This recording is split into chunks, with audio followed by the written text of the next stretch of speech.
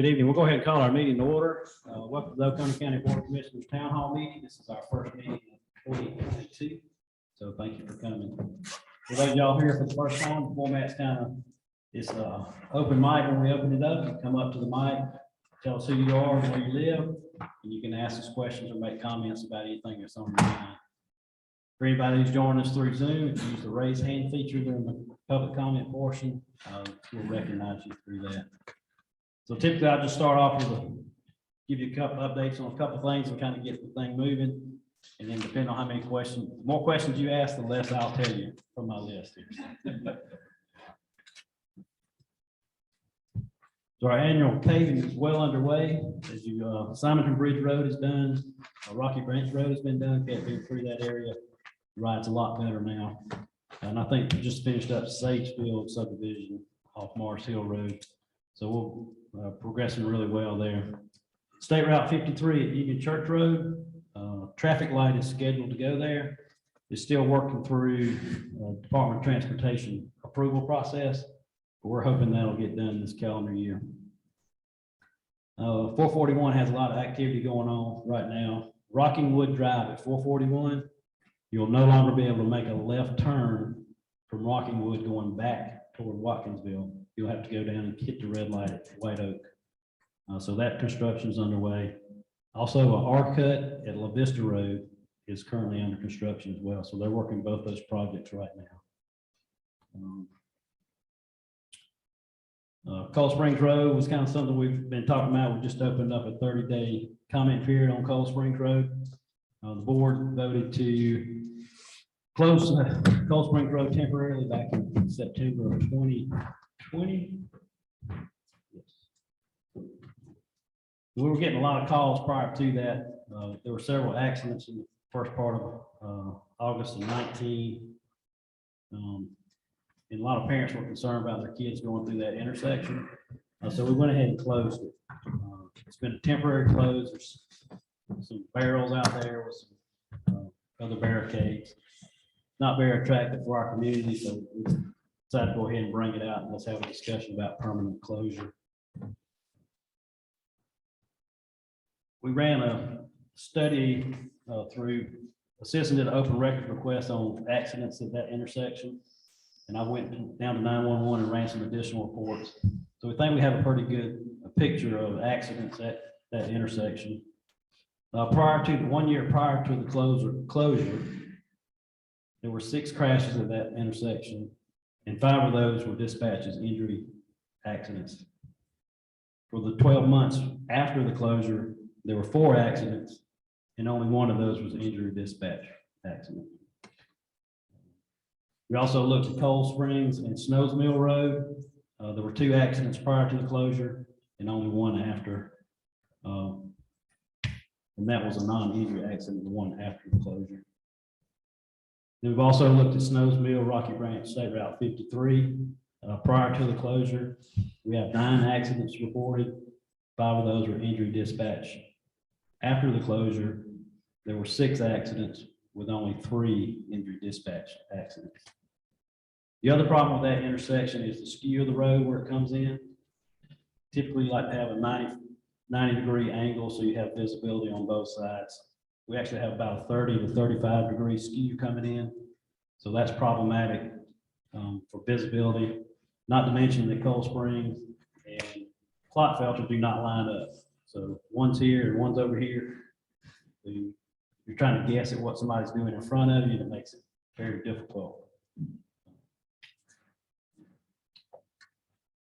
The other thing is that the intersection of Snows Mill, Rocky Branch, and State Route 53, we're currently in design phase for a roundabout there. And all the traffic data that they've collected for traffic counts were performed after the closure of Cold Springs Road. So this is being designed to handle that additional traffic that may be coming down to that intersection. But based on that, I feel like we need to close it permanently. That's what I presented to the board on Tuesday night. And I understand there are a lot of people with a lot of interest in that. So we decided to open up a 30-day comment period. If you want to talk about it tonight, we'll listen to you. We also have a comment form on our website. So you can go there, and if you don't like standing up in front of folks, you can type in what you think about the closure. on a permanent basis as well. So with that, we'll open up to any questions, comments, or emotional outbursts.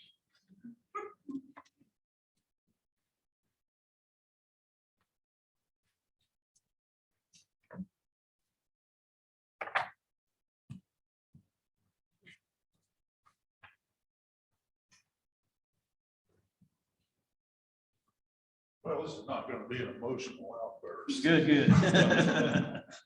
But I appreciate you sharing that data. I can understand why you consider closing, but here's what I would like to request. You know, for many people in the community, I think you could argue that closing that road is a take. And so I'm asking, you know, if it's a done deal, but it's closed right now, I can accept that. But the question I would like to ask is, what kind of give might come in the future? And I don't really expect you to answer that completely right now, but I would request that you think about that. I don't know that I agree that it's a take. I think part of the give is just the fewer number of injury accidents that are occurring at that intersection. In a perfect world, if I could wave the wand, I would put a roundabout at Clotfelter. I put roundabout where one's going right now, and I put one at the entrance to the stadium in North Oconee. Yeah. We'd have 3 roundabout on each end of the school zone and then one in the middle. We get all our deputies off Highway 53 through that section directing traffic, and it slows everybody down to go through the school zone. The problem is, this is a state route. We have 2 roundabouts under design right now with the Department of Transportation with a partnership. To get a roundabout done, it's going to be taking 4 years to go from start and design to construction. And it's going, you know, we're putting about $250,000, $750,000 in design for each roundabout at the end of the day. And then the state's putting in $3 or $4 million for construction. So we just don't have the resources to do all that at one time. Plus, there's some other intersections that are not on the state route that we'd like to be addressing as well. I completely agree. Thank you. But, well, I guess I forgot to say who I was and where I was from. Go ahead. I'm Ernest Colmer, and I live at 1010 Rogers Road in the western end of the county. Very good. Thank you.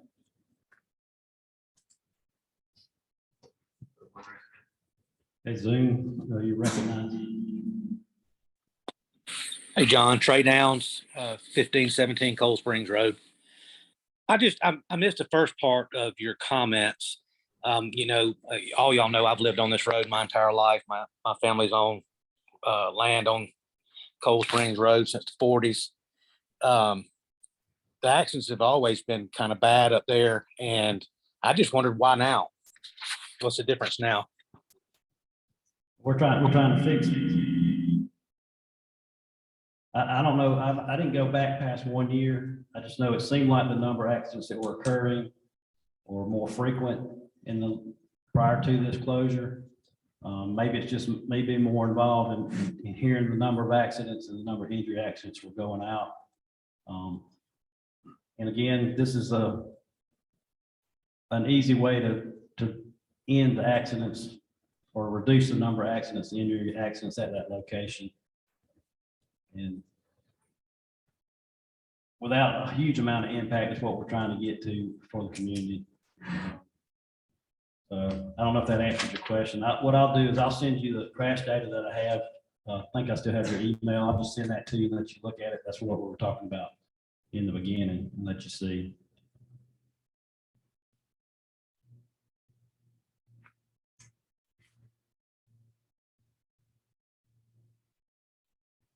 Guess the other thing I want to mention while we're on it is Cold Springs. This is the closure of it. There's no discussions at this point about abandoning the right of way. On our comment forms, we've got some pretty interesting comments about why this is occurring. But it's being closed because of the safety issue at that other intersection. And the roundabouts that are currently under construction are federally funded roundabouts. There's a very strict process about how right-of-way is purchased and that transaction goes down. So that's all going to be done by our consulting group. Nobody from the county is going to be going out negotiating right-of-way for these roundabouts. I'm Scott Hartner. I'm at 1638 Stanley Ave in Bogart. I'm just down Clotfelter. So we see it all the time. I drive down Clotfelter and used to cross that intersection every day going to work. Now I turn left. Not a problem. It's not much of an imposition to go a little bit extra. The way back home, that left turn is rough on 53. So the roundabout there is a great idea. And thank you for bringing data. Data speaks the truth. So you can't dispute data. If anyone's wondering, why are we doing safety? It's public safety. Speaking as somebody who was one of those accidents at Snows Mill the couple years prior, those are several hours of my life that I'm never going to get back. I don't remember what happened. I got T-boned, still dealing with the concussion. So it's real. It happens to people, and it's just a matter of time before somebody gets killed, which I'm sure you've discussed. So thank you for doing this. I think it's something that's been needed for a long time. Every time we hear about an accident at the end of Clotfelter, our neighborhood just gasps and they wonder if it's one of their kids. So thank you. Let's keep it up. Thank you. John, is there any data? You come up, they can't hear you on Zoom if you're not on. Sorry, John Haddon, 1112 Fifth Dawson Road. Is there any data as far, I'm assuming with the school we've got out there and the new schools, Dove Creek and all, that area is more highly traveled now than it's ever been in the past. And that would, I would think would continue to be a problem more and more if it didn't get closed or something didn't get fixed there. Do we have any data as to how much more traffic is there now than there was even 5 years ago? And I think we can get that. I don't have that data, but I'll get with our public works. The Department of Transportation has counters around, so we can kind of check and try to see what's happening. I would just think that there's a lot more traffic there than there used to be. I would say that anybody who's lived here for any length of time can attest without any kind of traffic count that there are more cars on 53 than there were when I moved here in 80. The other thing I would say is along that corridor, anybody who's at OVP, when the kids are playing soccer, you see a lot more cars than there were in 1980 or 1990 or 2000. It's just every decade our population's growing. You've got more use. I was on the school board when we bought the property where Rocky Branch Elementary and North Oconee High School is located. So we knew that was going to be the growth corridor. That's what the county government, they designed it for that to be the growth corridor. So the numbers, and I think we can find the DOT data to confirm what I just said, but I think anybody that goes up and down that road anytime, they're going to see a lot more cars. And I think it's with the safe assumption that if there's going to be a new park out there, there's going to be more.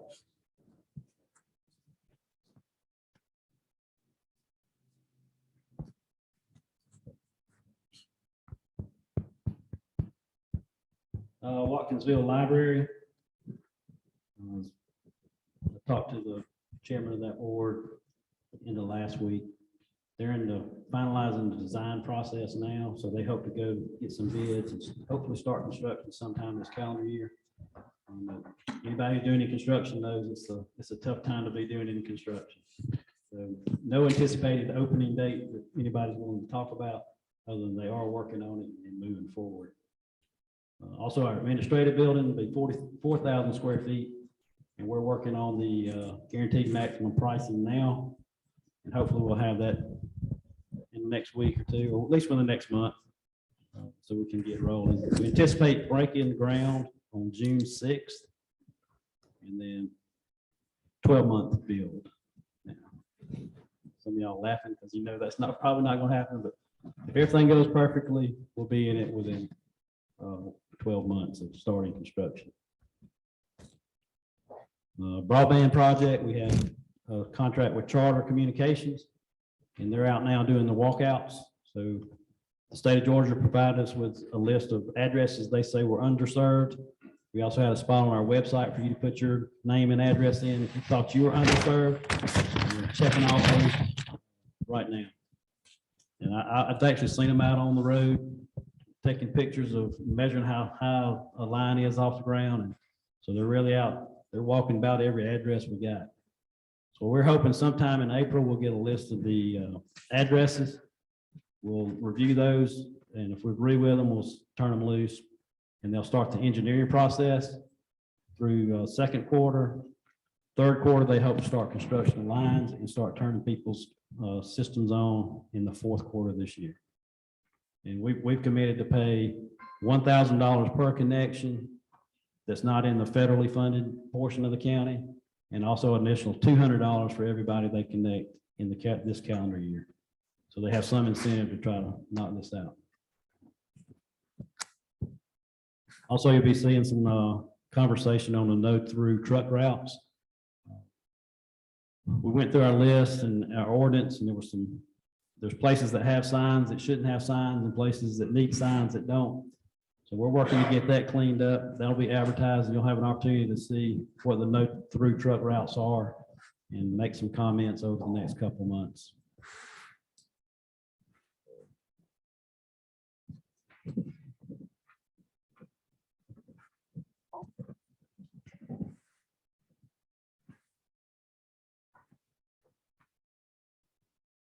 I'm Jeff Hood, Julian Court, Watkinsville.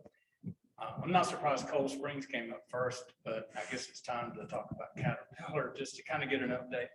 And I will say this, I got a few questions about it because I found out about it when I saw the agenda setting document this Tuesday, and then it's been in the Enterprise and Dr. Becker wrote about it. But I think the first thing, I knew that there was a tax abatement, but I'm also very keen on what goes in the community. And I read the Enterprise I think summer posts the top 10 taxpayers, and I think Caterpillar's been on that list. And I was thinking Tuesday night, why didn't I question that? Because how would, if they got this abatement, and I don't know to what degree, but how could they be top 10 taxpayers? So it really, I kind of like, why didn't I say something or bring it to somebody's attention? And I guess to ask you all, between the accountants at Caterpillar, Athens Stark County government, the assessors, Oconee County government, did it kind of tell us when this came to light, did it catch I know it had to catch you off guard, but I'm questioning, how did no one notice it for a decade? I think if you go back and look, so they've only been here probably the 10 years. This is on the personal property tax side. And not 100% of their taxes were not abated. And that's why you see them on the top of the list. And that's a scale down over time. So that number will keep growing as they work through the agreement.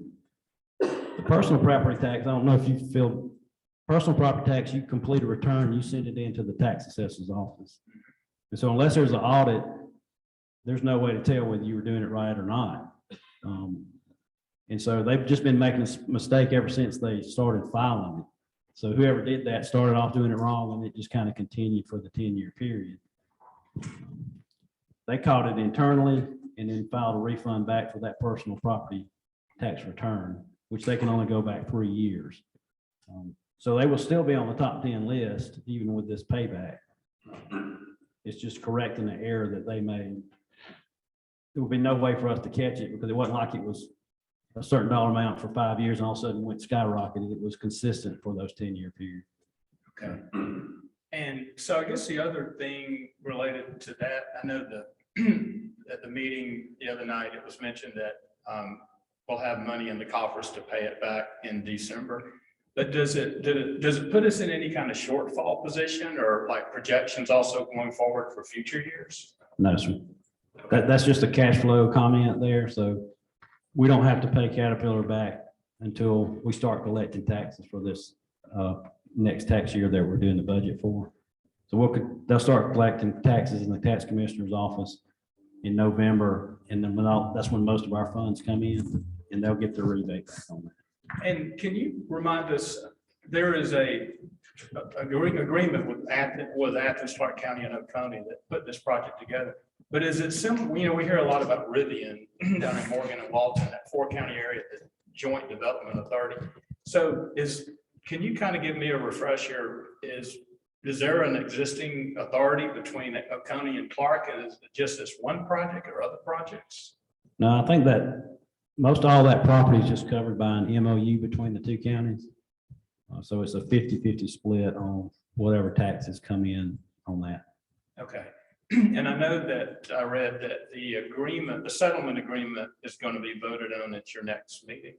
Is from the Athens Clark County perspective, are they in agreement, you think, to Yes. pay back? Okay. Yes. So there was meeting between the legal team in Athens Clark County and our legal team, as well as the tax commissioners had conversations in both counties, as well as the tax assessors had conversations. Okay. Well, thanks for giving some more clarification.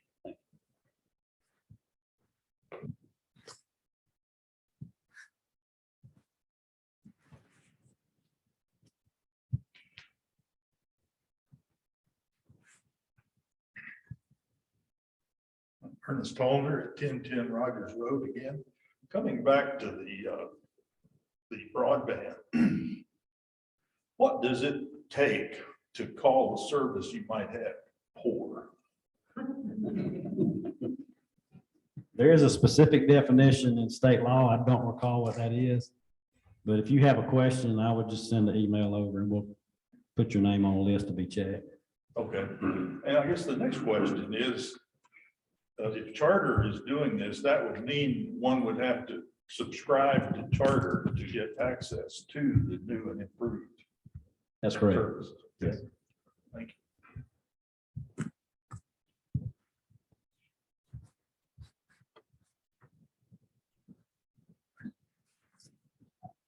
Hopefully I didn't jump in line here since I got here late.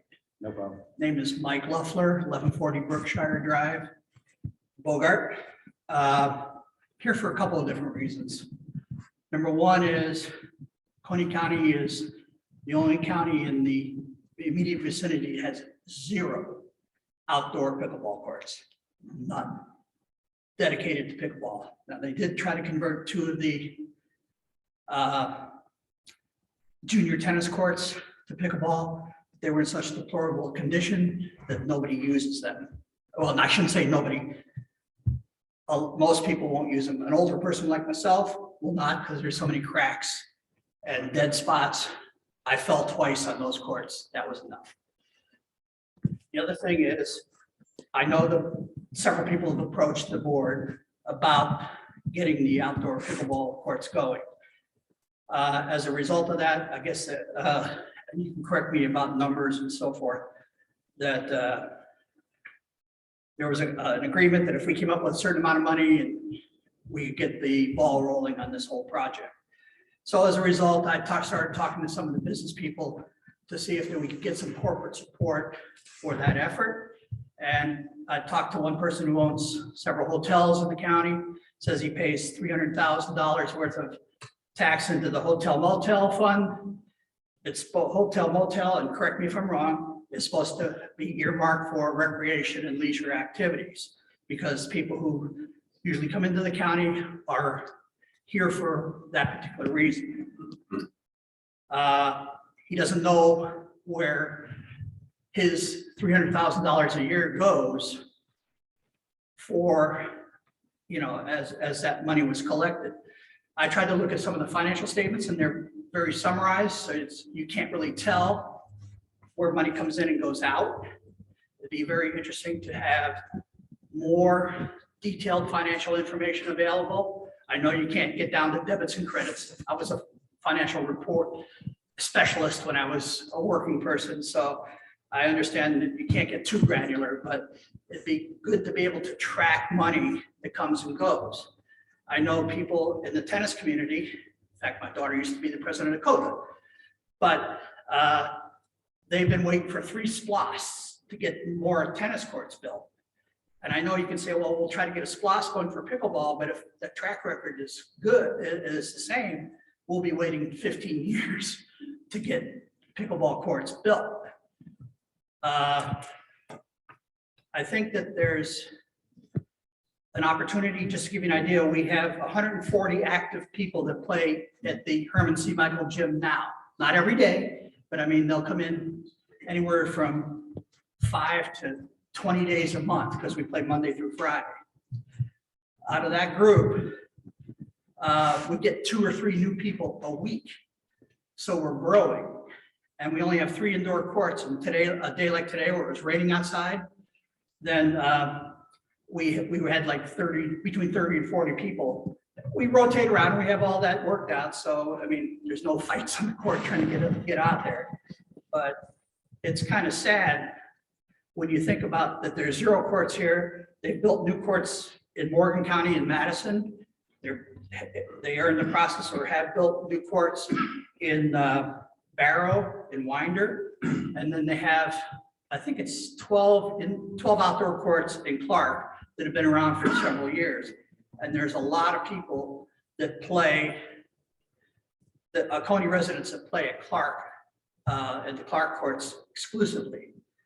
So, and we have everywhere from just beginners that hardly ever played any kind of a sport to national champions play pickleball in Oconee County. We had one of our guys is 82 years old, won a bronze medal at the national championships. So, and we have players from 20 to 83 playing on a fairly daily basis. So I think, you know, there is a fair amount of interest, and I'm just trying to plead our case for that to happen sooner rather than later. As far as I know that there's a new park proposed for Rocky Branch. In fact, it'd be in my backyard. And I know that that would present an opportunity, but I get the opinion that that's 5 to 15 years out in the future. So, you know, I don't want something like this to be earmarked for, okay, when we build a new park, that we're going to get the pickleball situation squared away. So I'm not sure if I'm super anxious about the new park because it's going to be in my backyard, but for the county's sake, I'm happy about it. Just turn the lights out early. So thank you. Yes, sir. So pickleball is a rather new sport around in Oconee County. We went back and looked. So we started in February of 2014 was when we first opened up Oconee Veterans Park Gym to pickleball, and that was 10 to 2 on 2 days a week. Right. In 2015, we increased that to 3 days a week, and there are 2 courts in that. Correct. In July of 2016, we went Monday, Wednesday, Friday, going from 9 to 12 on 2 courts. 2018, October, we moved from OVP over to Herman C. Michael Park, Monday through Friday, from 8:45 to 12:15. Correct. December of 2018, when they redid the floors, they painted in a 3rd court. Correct.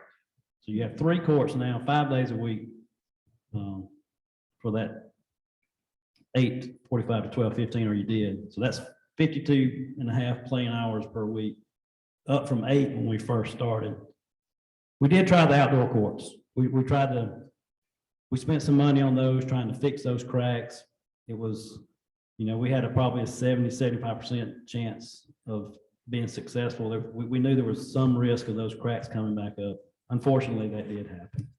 So I went out there and I just went and looked at them today, and I see what you're talking about. And it was a gamble and it didn't quite pay off, but we were doing some other finishing. We just thought we'd give it a shot because that would have given you a lot more playing time.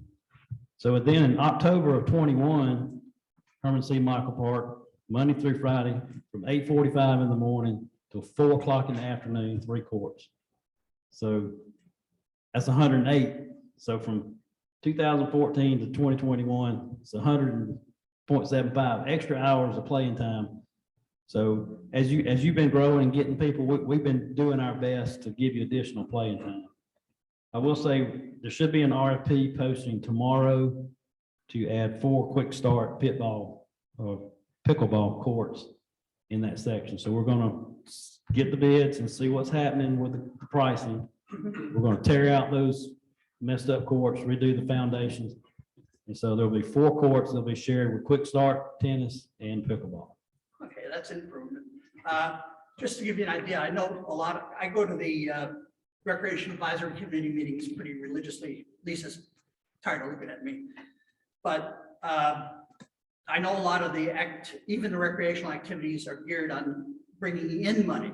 I know soccer is a big revenue generator, baseball, softball, all the various sports, especially the kids ones especially.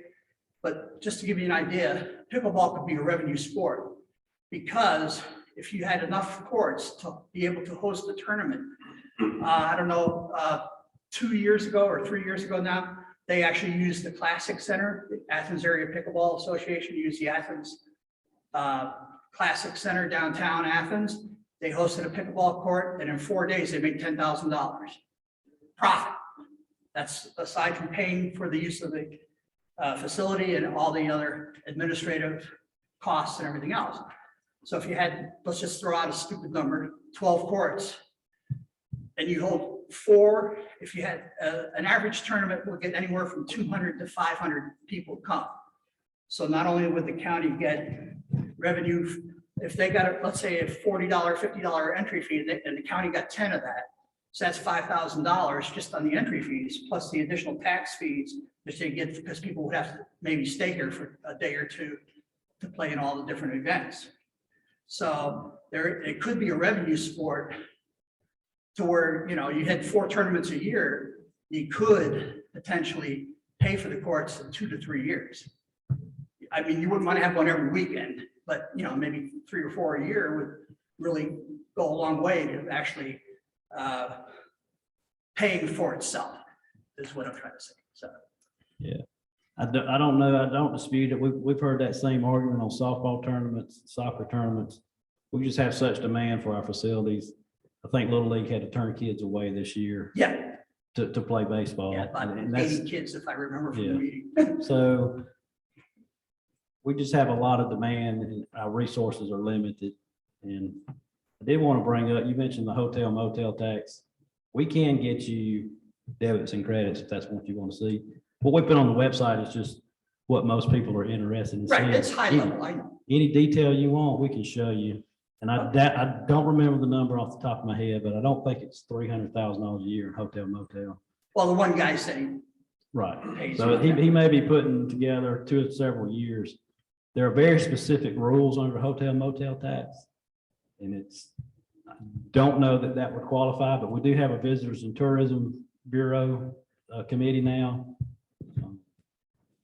You could definitely approach them if that money's available to use for something like that. I'd be surprised if it was. It's very, very limited. We couldn't even use it to help repair the Eagle Tavern in downtown Watkinsville, when that being one of our main tourist attractions in. But we can show, we've got track of every dollar that's come in and where it went. Okay, that's great to know. So if would you like me to send you something on that, or you That'd be good? great. Okay. I can talk to you later. Okay, perfect. Did we get any stimulus money from all this COVID stuff that was sent? I know Clark got a huge amount, like, $75 million or something. Did Oconee get money from that? Yes. We got 3.9 million on the first run. If they do the second run, it'll be another 3.9 million.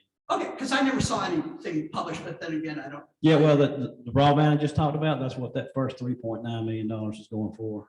We're looking at expansion of the sewer plant on Calls Creek, going 3 million gallons a day. And that's what that second dollar amount will be put aside for. Okay, well, like I said, I just hadn't seen any literature. I know Clark got so much that I was like, I wonder what we got. Yeah, having too much money is not our problem. Okay, thank you.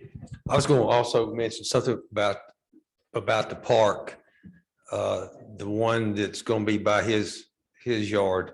A lot of that, it's one step. We have to close the land application system that is currently that property. before we can do the park, which means the Calls Creek sewer plant has to be at 3 million gallons a day. So you got to get to this one before you can get to what a lot of us have visions about what we can do at that new piece of property, which I do believe is going to be something really special. It'll take decades to build it out, but I think it'll put this county in a position that will benefit for decades. And I will compliment the county commission that bought that property years ago to put it and to use it as a land application system, which is spraying gray water out over 200 plus acres. Not many governments have that kind of property sitting ready to go for the general use of people. So I really think we will deal with the pickleball courts out there. Let me also say, I was the one that talked with a friend of mine who played pickleball at a barbecue that I was helping my son-in-law do over at Oconee State Bank. That's where the conversation started about working with the county government if they could raise some money. And it's kind of like DOT. When a government comes to DOT with, I got some money, can you help me? Yeah, my ears perk up, because we can't just always do something in the middle of the budget year because we've got a demand. It just doesn't always work that way. So when you got a participant who is willing to raise money, then yeah, maybe we can get something a little bit faster. But I think if you talk with Lisa, there's so many demands on us about usage. My 8-year-old plays soccer and it's packed. We could use, I think, the same amount of grass fields right now for a lot of kids and spread it out. So I understand, and Lord knows, I'm trying the best I can. I know John is heard me talk, and but government sometimes works slow. It's not a private business that where I can go. We got other things too, but we're working hard trying to make it happen.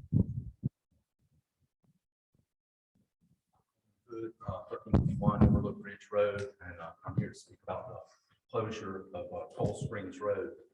The good news is I'm not going to do a PowerPoint presentation, but I'll start my comments by reading just a few paragraphs from the Oconee Enterprise. The only thing that seems to last as long as the coronavirus pandemic is the temporary closing of Cold Springs Road where it intersects with Hog Mountain Road. County Administrator Justin Kerouac said the Board of Commissioners is still evaluating the route and will make a final decision at a future meeting. A proposal to close Cold Springs Road was first broached at a Land Use and Transportation Committee in September of 2019. That Citizen Advisory Committee has since been disbanded. At the time, Board of Commissioners Chairman John Daniel explained that the angle of the intersection with Hog Mountain Road and Clotfelter Roads is problematic and has led to a number of accidents. And they go on to quote a few citizens and just 3 statements. There are still wrecks at Clotfelter. So many wrecks there too. The amount of wrecks, some nearly fatal at the intersection. These are comments made in the article. This article was written over 5 months ago. This road has been temporarily closed for over a year and a half. Why? Contrary to everything about wrecks that you heard commented on in the Enterprise article, there are just not that many wrecks at this intersection. These comments about wrecks at the intersection are the product of emotion and impression, not fact. I made an open records request to the Oconee County Sheriff's Department for all wrecks reported at this intersection for the 13 months prior to the road being closed. I have provided this report to Justin Kerouac who told me that he had forwarded it to Chairman Daniel, and that is why I don't need to do a PowerPoint presentation on it. They have the report in hand from D.D. Schaefer with the Oconee County Sheriff's Department. Commissioner Horton has requested that I forward this report to Holly Stevenson so it can be disseminated to the members of the commission, and I'll do that. In the 13 months prior to the road being closed, there were 4 accidents reported and only 1 during school hours. That's it, 4 accidents. In those same 13 months, a half a mile down the road at the intersection of Highway 53, Snows Mill, and Rocky Branch roads, there were 13 wrecks reported. So you tell me which is the more dangerous intersection.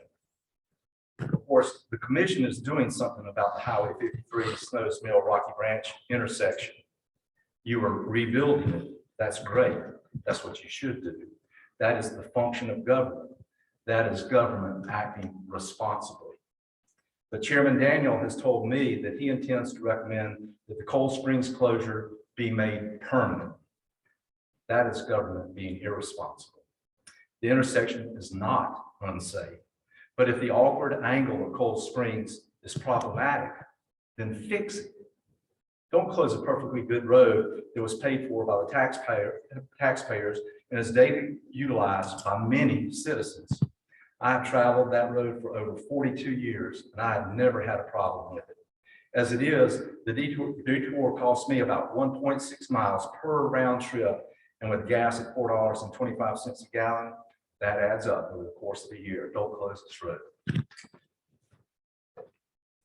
Well, I presented some data from your open records request. And I went through the report line by line, and from August 14th of 2019 through September 15th of 2020, I have 6 accidents reported, and 5 of those were injury crashes. That'd be CAD number. All right, so CAD number 2019-20707, CAD number 2019-22053, 2020-07269, 2020-10160, 2020-1245, 12452, also 2020-19063. All those between 8/1 and 9/15. Well, and my request is for September, not August. Well, your request goes from 8/1 of 19 to 8/31 Okay. of 20. 4 wrecks, 6 wrecks. What's the difference? Well, the difference is 2 for that, and there's 5 injuries reported or dispatches, 5 injury accidents. For the 12 months after the closure, which is 9/16/2020 through 9/15/2021, there were 4 accidents. And only one of those was an injury dispatch wreck. How many 4-way intersections are there in the county where traffic in 2 directions has to stop and traffic in the other 2 does not have to stop, that have more than 6 accidents or 4 in a 13-month period and are looking at being closed? How many other ones are we going to close? We haven't got that far yet. We're looking at several acts. We're looking at several intersections over the next.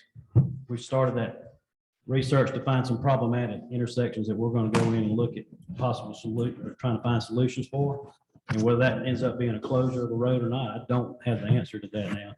But most of your intersections are continuous roads versus a small section between 2 major roads.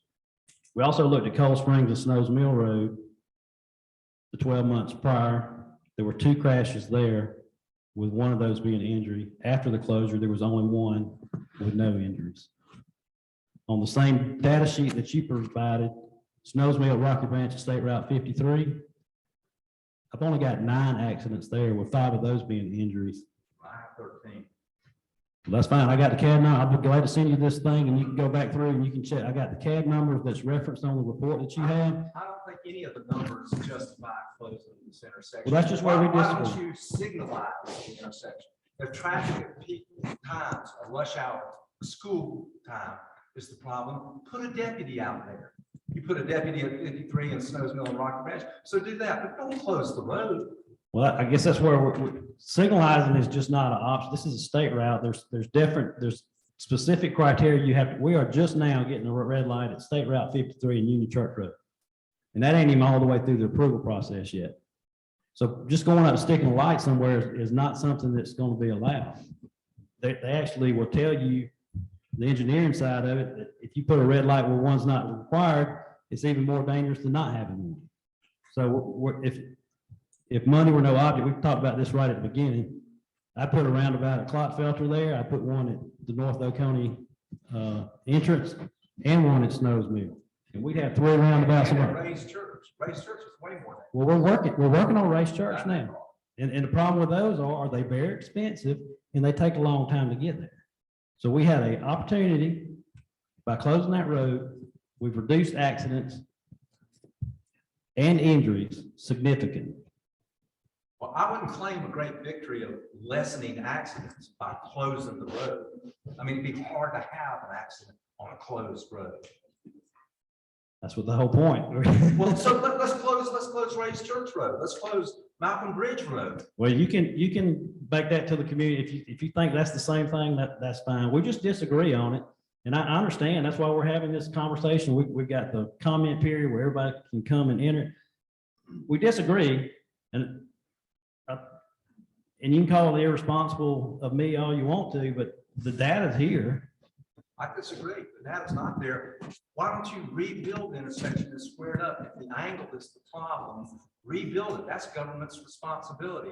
But look at what that drive time it adds. And you experienced this recently, the drive time it adds and the traffic problems for fire trucks coming from high shoals, safety vehicles, stuff like that.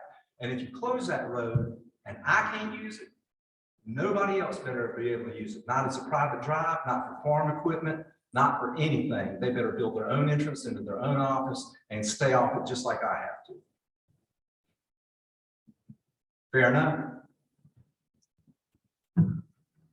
No?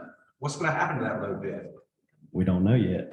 Again, we talked about this earlier. We're not abandoning the roadway. We're just closing it. Right now, we got a bunch of barrels up there. They look trashy. It's not the kind of image we want to portray in Oconee County. We're going to do a permanent fix there if it's approved by the board, depending on how the community responds. And I'm gonna send you this probably first thing in the morning. You can go back and check my numbers. If I'm wrong, I'm wrong. I'll admit it right here on the very next time we get together. Well, I don't think I'm going to this is good. I can build it there. There's some others. Thank you.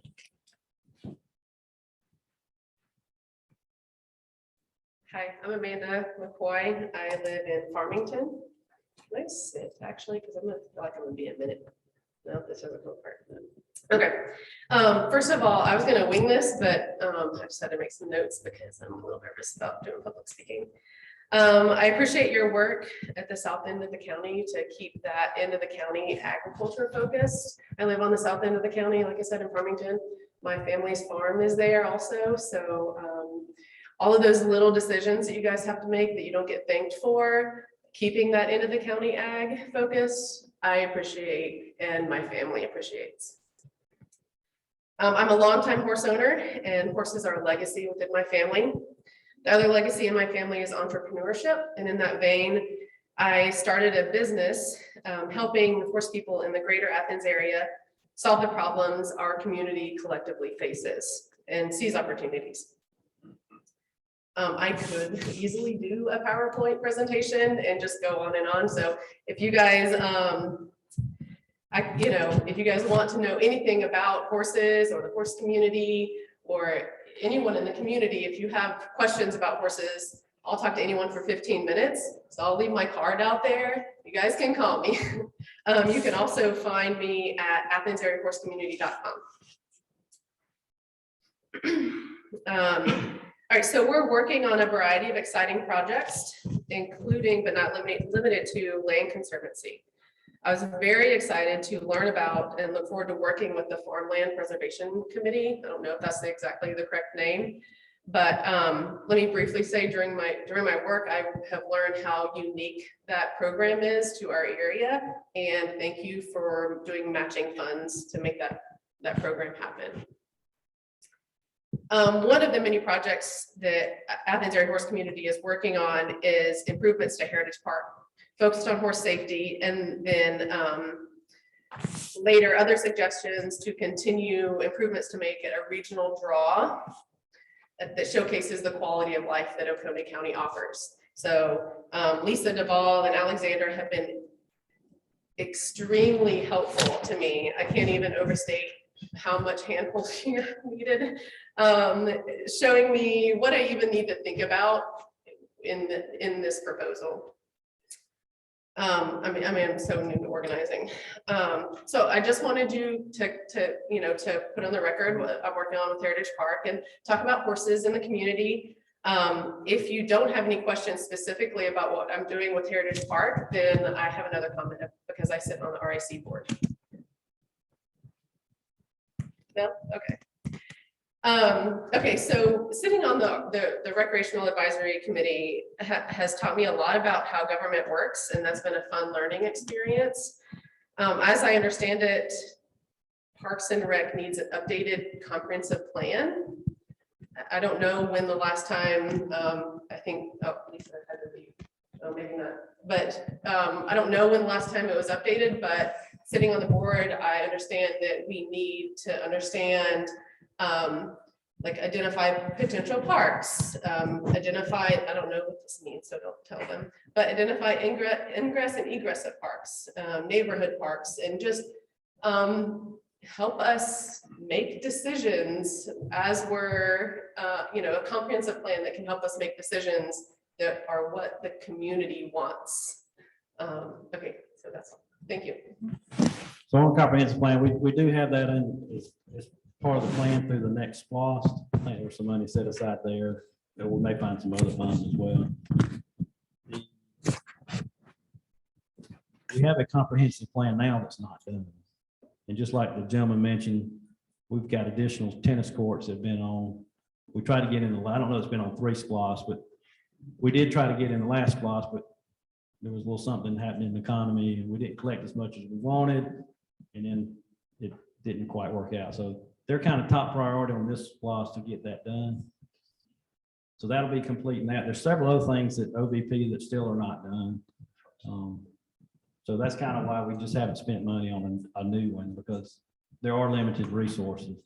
We have the LAS that Chuck mentioned, 245 acres that will eventually be available for parks. So before we start doing a whole lot there, we're going to get a better idea of what's needed. It probably won't be a bigger. It's going to be more about what the community thinks than what a consultant might come in and say. Yeah. Right. So that's on our radar to do that. But when we're doing this spot for the current SPLOST, trying to figure out projects, I went to one of the committee meetings and it seemed to be a consensus there that we try to complete what we got before spending, because those things can run you from $50,000 to $250,000. But if you hadn't finished the one you got, and so we kind of Right, talked that's about, what- Was that, I guess that wasn't funded? How come it wasn't finished? yeah, just ran. We're still paying the original debt for the park. Just won't be paid off to 2033. So we're paying debt out of there. We're also trying to keep up what we got. So taking care of what we have. I guess I was referring to the company, the plan for the parks. How come- You said that wasn't finished? No, that was finished. I got a copy of it if you want it. You can look at it. But those things that go in the park, Mhm. when you put like the multi-purpose field or you build something, that requires money. Oh, okay. Thank you for explaining that to me. That part of it. Wow, thank you so much So if we have, the pointing money- that out. if we have the money, it's easier to do it, but if receipts don't come in like we'd like, then it makes it a little bit more difficult. I'd like to get them all done. I'd like to get that Calls Creek plant running so we can shut down the LAS site, and that gives us, I think, right at 250 acres. Then we've got a lot more room to maneuver, but Well, in my opinion, Lisa may disagree with me, but I think we crunched. Well, I mean, on Parks Day. I'm not, this didn't come from Lisa, this came from the RAC board, like, and I'm completely new to the board. I've only been on it a couple of months. I'm completely new to, I'm just now figuring out how government works, you know, so, you know, if I don't understand something, having a plan, you know, that has been like, when I make choices on the RAC board, they're not for me, they're for the whole community, right? So if I know what the community wants, you know, do they want pickleball? Do they want horses? I don't know, you know, so if I have some guidance, that would be really helpful. And so I guess what we're saying, we do have a plan that was created a while back, and we're on board with you. We know it needs to be updated, and that's on the radar to do. That makes sense. Mr. Chairman, Commissioners, Chuck Williams, 2410 Old Watson Springs Road, Watkinsville. I got 2 or 3 questions, but if the line forms behind me, I'll sit down and get back in line. The first one is, and you may have touched on this a couple of weeks ago with the State of the County address that I missed, but a lot of transportation discussion tonight. Can you give a quick update on DOT projects that may be going on or not going on? What's on the burner, whether it's Bishop Bypass or 316 improvements, just sort of anything and everything in the county of significance related to DOT projects? All right, so we have several joint projects that are going on. One of them just mentioned Union Church at State Route 53 will be getting a signal. That'll be a shared project. Clotfelter Road will have a bridge replacement in 2025 is the scheduled construction date for that. La Vista Road, and also La Vista Road is a joint project for the R cuts, which is under construction. And then Snows Mill roundabouts, as well as Ray's Church Road at Malcolm Bridge and State Route 53. Both of those are currently in design.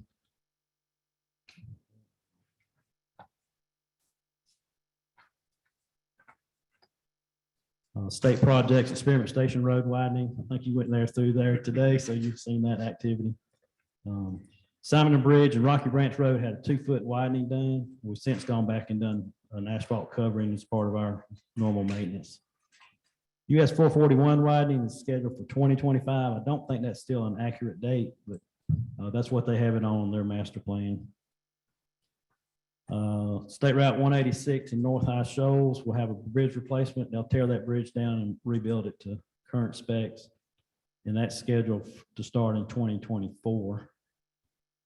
Then 316 is going to have a lot of activity between 2024 and 2027, 28 time period. Oconee Connector will be a full interchange. Virgil Langford Road will be a flyover, so it'll just be a bridge over 316 with no access back to 316. And also Jimmy Daniel Road will be a full interchange. Those 3 projects have been bundled together by DOT, so they're doing design and construction services kind of right along with each other. Hopefully that saves money in the long run. Dow's Mill Road, Dow's Mill Extension, there's not a clear direction on where that's headed, how that's going to work out, whether it's going to be a flyover and a full exchange or just one or the other. That's scheduled for 2024, 25 construction. McNutt's Creek will be a flyover in 2026. Morris Hill Road will be a flyover in 2027. And then Julian Drive will be a flyover in 2028. And right now they're working on concept plans for all those interchanges. And last time I talked to DOT, what their goal is to have one public hearing and put all the designs up, have 2 or 3 choices for each one.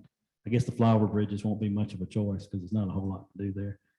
But they want to have one hearing and kind of get the comment from the community on all those interchanges at one time. So hopefully that's going to happen sometime this calendar year. Anything on Bishop Bypass, is that dead in the water for the time being? I don't think it's dead right now. They're still showing 4 lanes on each side of Bishop with 2 lanes through the middle. I do think that will come back up for negotiation prior to construction getting to there.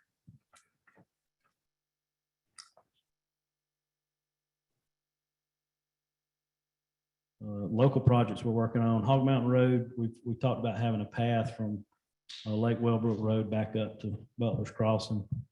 So we'll be getting some pricing on engineering for that. Also, we're going to be looking at some intersection improvements. We're trying to get a list now of 4 or 5 intersections we feel are causing problems. You know, some of them that we're talking about are New High Shoals at Union Church Road. You have Snow's Mill at Lane Creek at Morris Ford, and maybe Collin Ferry at Astondale. So we're just trying to look at the accident counts there. What we want to do is send that out to bid and get all these designed at one time, 3 or 4, whatever we can afford. And then we'll be sitting on ready in case there's any GDOT money that comes up or this federal stimulus. We'll be shovel ready on some projects. And then we'd like to make we'll be looking at some additional improvements on Malcolm Bridge Road in 2023 once the new middle school opens up. Try to get our deputy out of the road there. Great, thank you. My next question, totally changing gears, just based on what we've all read in the media, it sounds like that Oconee County and Walton County may be a little bit crossed up as far as the reservoir and treatment plant plans and whatnot, without throwing any additional gas on the fire, if there is actually a fire there between the counties. Can you just tell us in layman's terms, Chairman, sort of what's going on there and sort of how you see things playing out, or if not playing out, just sort of what's going on there? Yep. So basically Walton County is in need of water from the reservoir, which is going to facilitate having to have the treatment plant completed. That's well ahead of our schedule. So I don't know if there's any fire. It's just, we're not sure we're ready to move forward with that. We're in Upper Oconee Water Basin Authority. We're looking at doubling the capacity at that plant right now with our partners from Barrow and Jackson counties. So we just got to kind of look at the numbers before we can commit to going one way or another. In our conversation with Walton County, they're open to doing what they have to do and allowing us to come in when we're ready. So I really don't see that there's a problem with how we're moving forward. We sent a letter of support in for them trying to get the federal money, and we're going to support that any way we can, I believe. Want to say anything, Chuck? You're on the board. I was one of the Oconee representatives that voted against what Walton County was doing some months ago, because to me, it was a surprise, but governments work in their interest. And my concern was that Oconee County would not have to move with Walton County. If Walton County needs, to get water from the reservoir quicker than we need it, then by all means, they need to do what they need to do. But I don't think we have the funds to get into that kind of debt. So if Walton County is amenable to allowing us to get in when we're ready, if we have to amend the document, then so be it. But that was my concern. Other than that, I mean, there's no fist flying over there, or, I think 2 counties have different concerns at this time, and that's really all it is. Okay, great, thank you for that. The last thing I've got is a subject that will be getting in the weeds for some of our audience. Probably it's an issue that I've spoken with a couple of you individually about, and sort of to set the stage for that. I don't know if any of you have been following for the past 2 years in the legislature, the right to farm legislation. The current version of it this year is HB 1150. It's passed the House and is in the Senate. Not sure if it's going to get to the floor for a vote with the next, just 2 days left in the session. But it's been a very divisive issue within the agricultural and forestry community in Georgia. It split organizations, it split families. And basically what it is, Georgia already has a right to farm statute on the books, which some people are of the opinion is perfectly adequate and has been adequate to protect agriculture, production agriculture against frivolous lawsuits and that type thing. There were some people, some friends of mine in that group that felt like that existing statute did not go far enough. And there were some lawsuits up in North Carolina brought against very large confined swine operations where they had some lagoons burst and that type thing that led to sort of a movement among a lot of states to beef up their right to farm laws. So HB 1150 does that. And whether it gets passed and signed into law by the governor or not, just in surrounding counties around Oconee, and Ms. McCoy talked about rural South Oconee, there's still a lot of rural land in South Oconee. And I think it would behoove the county before you have a proposal in front of you, or maybe not even a proposal, to look at under our existing zoning codes for agricultural zoning, what limitations you have, if any, on large scale, quote, industrial agriculture. The CAFO, C-A-F-O, was the acronym for Concentrated Animal Feed Operations. It's part of the federal EPA Clean Water Act, and it kicks in if you've got 1,000 head or 1,000-pound cattle on your farm. Well, I don't think we've got, Mark, any 1,000 head farms in Oconee County, and probably won't get any. But as it relates to poultry, it kicks in if you've got 125,000 broilers. Well, with today's poultry houses, that's really about 6 poultry houses. That's it. Over 6 is you've got a concentrated animal feeding operation. Madison County has wrestled with it.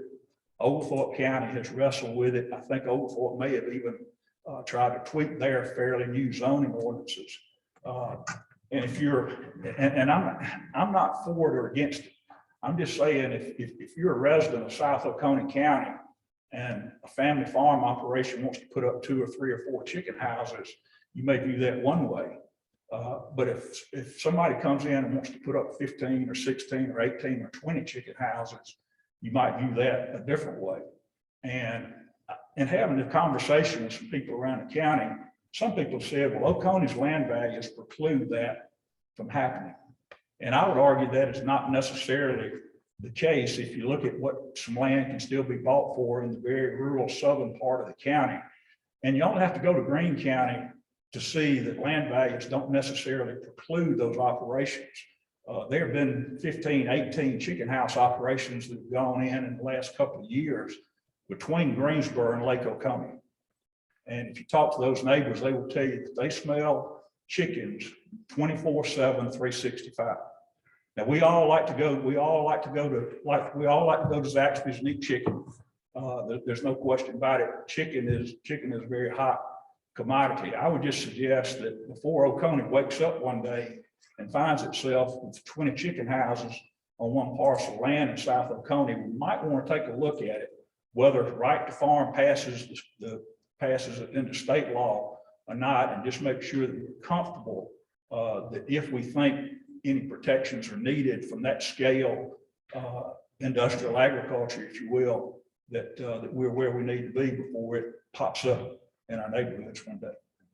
Thank you, Mr. Chairman. We actually did take a look at that a couple years ago. We'll go back and look again, though. We did extend the distance from the property line required to put them up.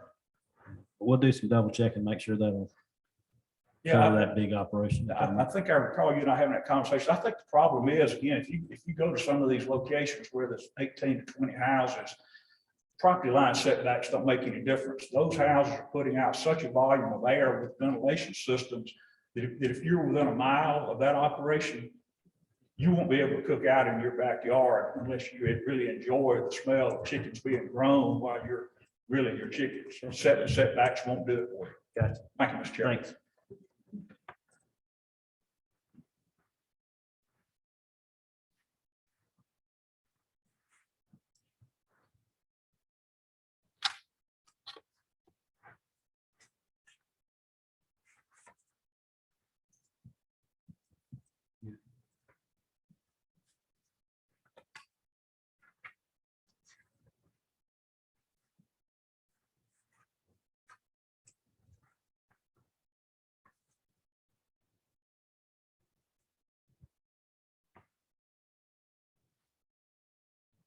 Anybody else? Anybody virtually?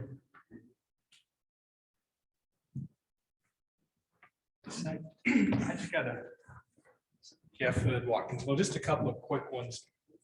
Costco, the weather delays, and they can't finish the site work. At what point does it become a concern for the counties, because of the way this was set up? If we get, I know you can't control the weather, but if we get into July and we're having rain every week and they can't do the site work, is there anything that could be done to try to dry that soil out quicker so they can proceed? And the other question, Clotfelder Road, when that bridge is replaced, repaired in 2025, I'm assuming it will be local traffic only. It won't be like a temporary bridge. It will be, unless you're Dukes of Hazzard and jump, you won't do that. You won't cross that creek. So. Got it. Okay, so that would be local traffic. Just wanted to get confirmation. But yeah, Costco, is it, like it's raining every week. Is there a concern if we get into June, July, and they can't move the dirt? No, not for us. The county is only committed to pay what we collect in sales tax for local option sales tax from Costco. So if they don't collect anything, then we don't have to pay anything. So that's tied to their production. It is a concern for them because they want to go ahead and get going. Once the site work's done, I think you'll see a lot of activity moving. They can build a building in a pretty quick amount of time. My understanding is they have the steel either on ordered or sitting somewhere ready to go once they get going. So it's not a matter of supply. It doesn't sound like, sounds like they got everything lined up. There are a lot of things you can do. I mean, Mark can tell you a lot more, but they're very expensive and I don't think anybody's ready to write that check here.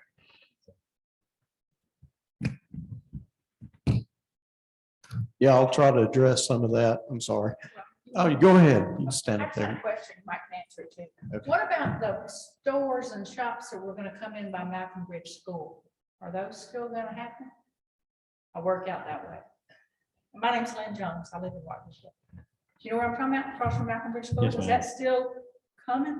As far as we know, it's still on the books. It's been approved. When's Yeah. that supposed to happen? Well, it's gonna happen a lot earlier than this thing called COVID hit, so I'm not sure how that's affected Okay. their plans. So it's just kind of an economic decision for the owner, I think, to So when he's it's ready. still, they're It's still coming there. sometime.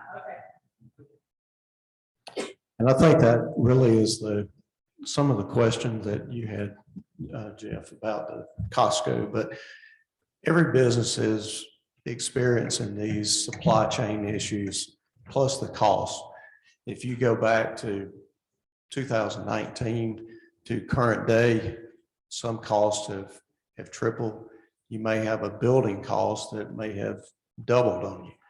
So, it's a huge economic decision process, especially for development like that. To go back to talk a little bit about the grading, most of the time, there's not a lot you can do when you have a large site like that and you've got so much area that is exposed. You can go in and mitigate it with concrete. Right now, concrete is a problem to get. And that was back in the old days, that's the way you mitigated the site during the wet times. You'd go in and plow in concrete into the wet soil and it would bridge it up. But now I tried to order some concrete this week, and the earliest that I could get concrete, and I've had an account with this company since they began, is a month. So, it's a major problem out here with all of the suppliers, and especially, like Costco. I mean, they do have large contractors that have large accounts and things, but they're still affected just like everybody else. You can go in and put gravel underneath the slab, that'll help. But if you've got footings that you're trying to excavate and get in there, you still have the scheduling issues with concrete. And if you order concrete and you don't accept delivery of it, currently you go to the back of the list. You don't wait till the next day, you go to the back of the line if you don't accept it that day. So it's problematic from a lot of standpoints, and it's not just one simple answer on Costco. I'm gonna make one comment. A lot of people don't realize that Costco project is 14 years in the process.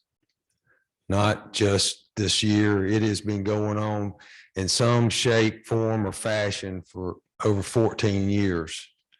Because we first started talking about it right before my 15-year-old granddaughter was born. So I know that's the reference.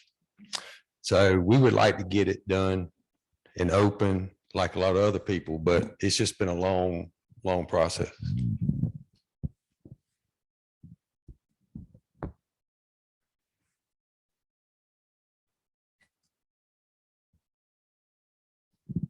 Mr. Chairman, I would like to express my appreciation for everyone who came out tonight. I told my wife before I left, I said, well, with daylight saving time and 70-degree weather, we probably won't have anybody here tonight. So I told her I'd be home early. So I appreciate y'all coming out because it is a beautiful evening.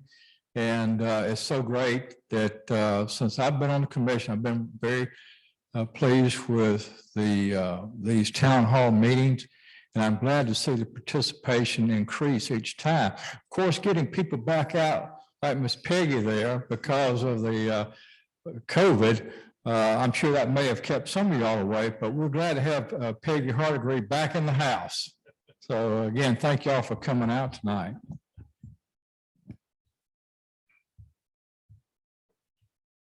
Last chance.